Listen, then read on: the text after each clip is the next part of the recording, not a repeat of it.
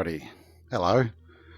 This is a short video just showing how I'm working on my next graphic novel titled Cavity, and I guess how and why I've done it the way I've done it, using virtual reality to build a set, uh, like a film set essentially. I'm in this room at the moment, so I'm going to try not to bump into any of these objects.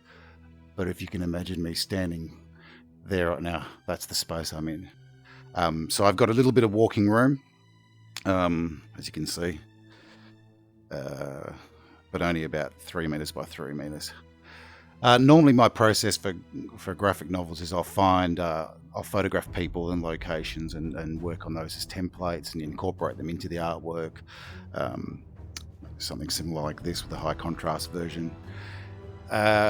But I changed my tactics with this particular graphic novel. I wasn't happy with how a lot of it was looking. It just didn't have enough of a surreal, edgy vibe to it. Like it was a nice Australiana kind of outback vibe, which I wanted for the story, but I didn't have that sort of dynamic edge to it that my imagination was projecting, I guess. So this is some of the early original artwork that was going to be used for the comic. But then I decided to build the entire farm in virtual reality first. It's in a very monochromatic sort of template mode, which I'm going to show in a second. But I'll overlay that with textures and paints and do all my normal techniques. The big difference here is instead of taking photographs and building from those, which I'll still do with the actors and the people who've been cast to appear in the comic, I'll apply textures and all that sort of jazz, hand-painted elements. But I'll be essentially using like a 3D model that I can move around and unlike a real house where I'd have to stand here and be limited by where I could photograph it unless I had a drone, here I can position myself anywhere at any scale in the model, adjust the lighting for time of day, which I'm going to demonstrate as well, and take screenshots accordingly. You can see here some of my layout process, and then people have modeled for these shots, and this is just some of the inking. So there's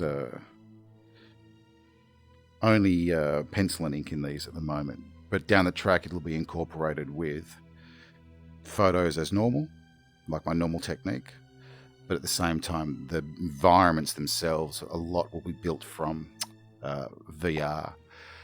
If you can hear the music in the background, it's by this guy Ben Frichot. He's been developing some music for Cavity because we're looking at a whole bunch of adaptations for this, and potentially even using this environment in a VR game, which I'll get to in a second as well. But if you get a chance, check out Frichot's design site. He's a musician. He's an incredible artist, great designer, and yeah, he's been developing some music. Hopefully, I've got the balance so it's not too loud or too quiet in the background. But the music you can hear is one of the tracks he's recently created for Cavity, which we'll use in promotions and trailers and a few other things down the track. I'm working with the lads at Frame VR, who are a Perth, WA based virtual reality company, for the game version of Cavity. So if you get a chance, check those guys out as well. Good people. So yeah, let's have a look. As I say, I've got a bit of room to physically move here, and one of the cool things about importing images into the program I'm in, Tilt Brush, is they're only one-sided, so you can see they kind of disappear, which can be really handy if you want to play around with how images can be incorporated into your environment. If you're doing a little trailer video, you can move through and show things that people couldn't see before.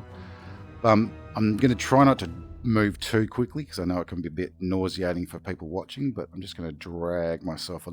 So what I'm doing here is just using the triggers in Tilt Brush to either scale or drag the environment. So let's go up in the sky for a little bit and bring it to more of a dollhouse version. And you can sort of see this is the core farmhouse for my story in Cavity. There are different sections that the story takes us to, one of them being in that forest over there, and that in itself will have its own detailed build. But for the moment, it'll be seen from a distance, so the amount of detail at the moment is appropriate.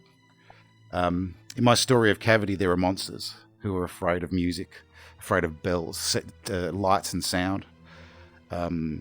So that's why you see a lot of these bells on the gates and fences.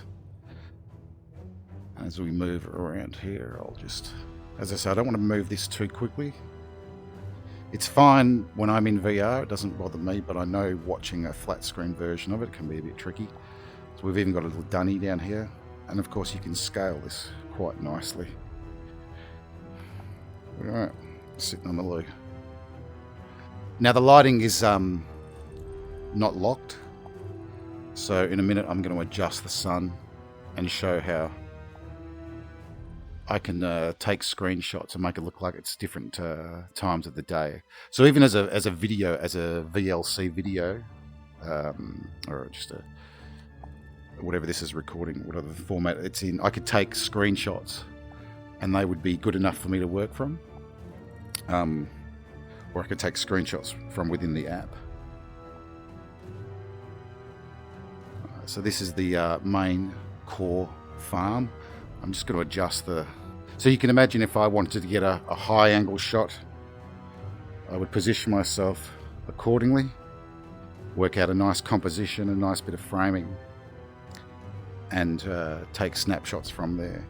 You know, whether it's from the hot air balloon that my protagonist flies in, coming up across over the farm, you know, or from inside one of these buildings at full scale looking down. You can get all sorts of fun dynamic angles.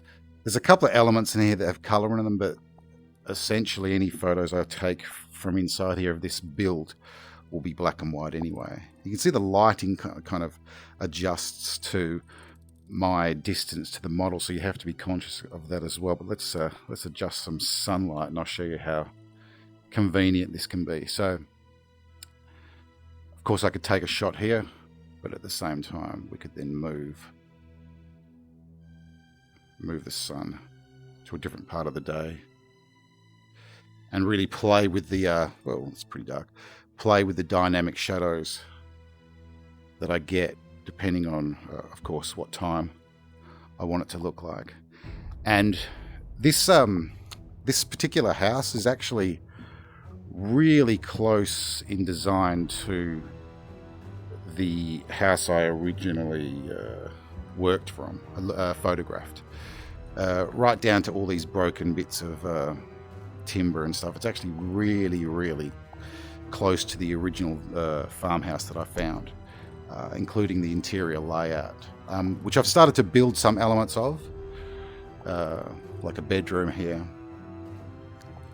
And if I just pull the environment over here, we'll just move through into the kitchen or the lounge.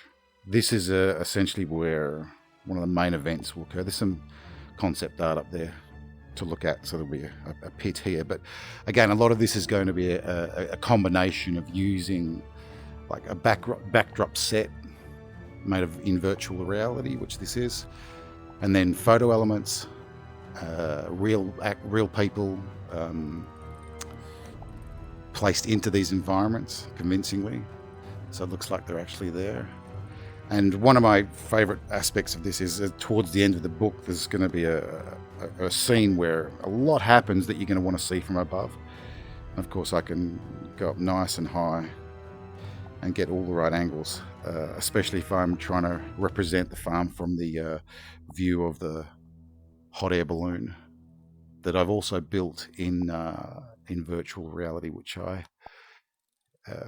will probably photograph it separate as separate models, because it's just such it's quite intensive on the CPU, and this model itself is too big to run just on a mobile Quest 2. I'm not tethered to anything. I've got no cables attached to me, but I am using AirLink off a PC. So this is running off a quite a powerful Windows PC, AirLinked wirelessly to an Oculus Quest 2 headset. I'll show you a couple of cool things that you can do with Tilt Brush in this regard. So anything I've built previously, I can color sample. I can, well, literally brush sample. So you can see this. A lot of this grass is just, it's this brush here, but just in short little bursts. So this is good for obviously just creating a more organic farming environment, but you don't want it to be too fussy about brush placement. I mean, if you zoom in into some of these, they're a little bit mismatched, but again, this is, think of this more like an undercoat. Everything here is going to have more detailed textures applied depending on the camera angle or perspective, and you can have a lot of fun, of course, you know, finding those sweet spots without having to worry about the physicality of moving into them. Let's just move the sun again and see what else we can do.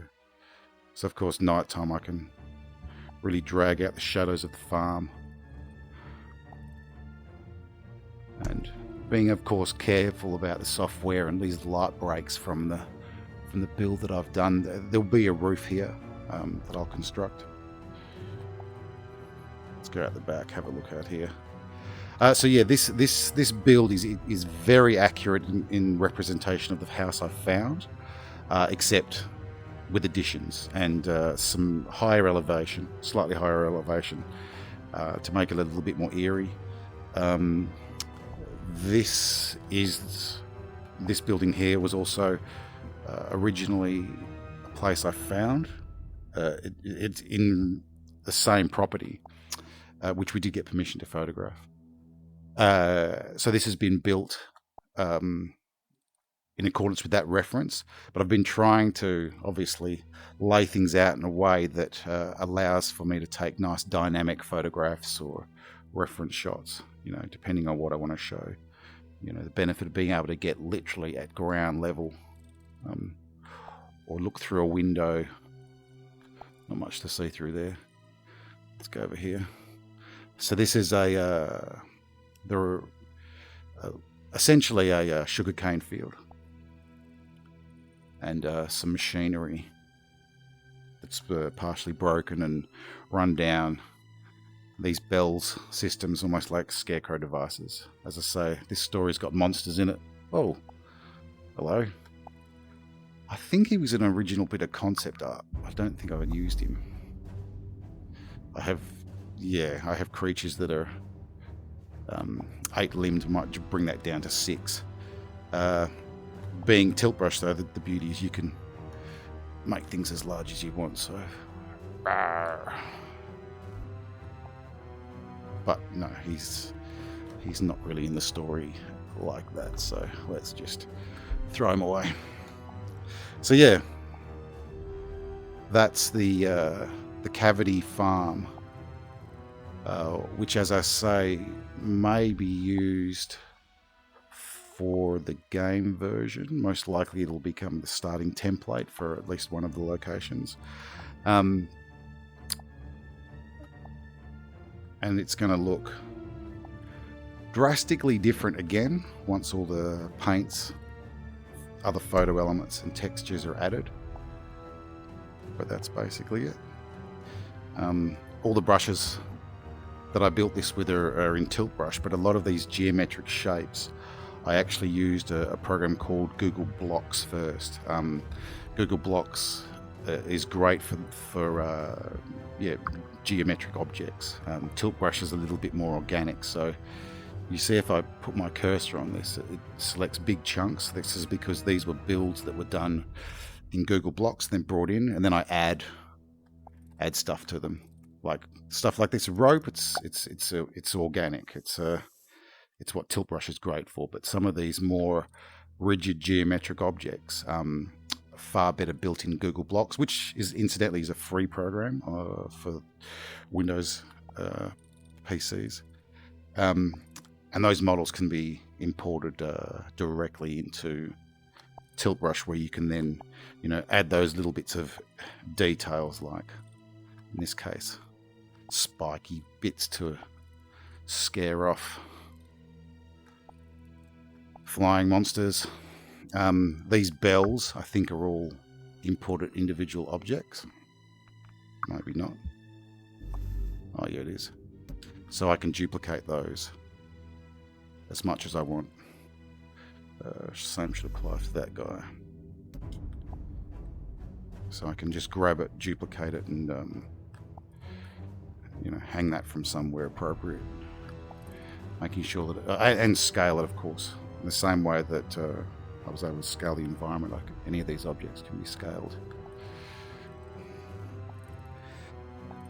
All these extensions were never part of the original house I found, but as I say, the layout is designed for me to get nice dynamic camera angles where, for example, I can see through the forest down here. I've got nice angles coming from, say, the top left to the bottom right. Same with these ropes. A lot of this is designed to sort of carry the eye through the shots when it's more of a 2D perspective. And there'll probably be a bit more detail added here. Let's go back to the forest and wrap it up there. So this is one of the locations that the protagonist goes to collect golden juice from fat belly trunk spiders. And there you have it. There's a little bit of a preview into Cavity and how it's ending up the way it's ending up. Right, let me try and hit the buttons to make the video stop now. Oop, gotta walk into reality.